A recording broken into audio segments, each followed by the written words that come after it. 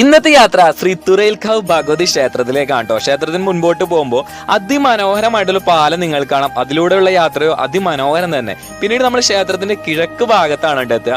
അവിടെ ഒരു അതിമനോഹരമായിട്ടുള്ള ഒരു ആൽമരം നിങ്ങൾക്ക് കാണാൻ പറ്റും. ക്ഷേത്രത്തിന് മുൻപോട്ട് പോകുമ്പോൾ രണ്ട് ഭാഗം ദീപം തെളിയിക്കാനുള്ള കാര്യങ്ങളൊക്കെ സെറ്റ് വെച്ചോ നിങ്ങൾക്ക് കാണാൻ പറ്റും. പിന്നീടുള്ള യാത്ര എന്ന് പറഞ്ഞാൽ അതിമനോഹരല്ലേ, നല്ലൊരു പോസിറ്റിവിറ്റി നമുക്ക് കിട്ടും കേട്ടോ. പോകുമ്പോൾ ഒരുപാട് കുരങ്ങന്മാരെയൊക്കെ നമുക്ക് കാണാൻ പറ്റും. പിന്നെ ക്ഷേത്രം നമ്മുടെ കോഴിക്കോട് ജില്ലയിലെ കരന്തൂർ എന്ന് പറയുന്ന സ്ഥലത്താണ് സ്ഥിതി ചെയ്യുന്നത്.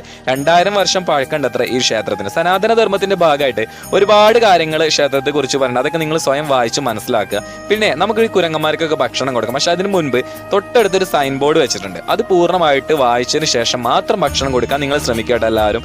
എന്താണ് ക്ഷേത്രത്തിന്റെ ആചാരങ്ങൾ എന്തൊക്കെയാണോ അതൊക്കെ പാലിച്ചു മാത്രം ക്ഷേത്രത്തിലേക്ക് വരിക. തിരിച്ചു വരുന്ന വഴിക്ക് അവിടെയുള്ള കുട്ടിപ്പട്ടാളത്തിന്റെ പാട്ടും കേട്ട് അതൊക്കെ ആസ്വദിച്ച് യാത്ര ഞങ്ങൾ തിരിച്ചിട്ടു. എന്താണെങ്കിലും നല്ലൊരു വേറിട്ടൊരു അനുഭവമായിരുന്നു ഈ ക്ഷേത്രത്തിലേക്ക് വന്ന സമയത്ത്.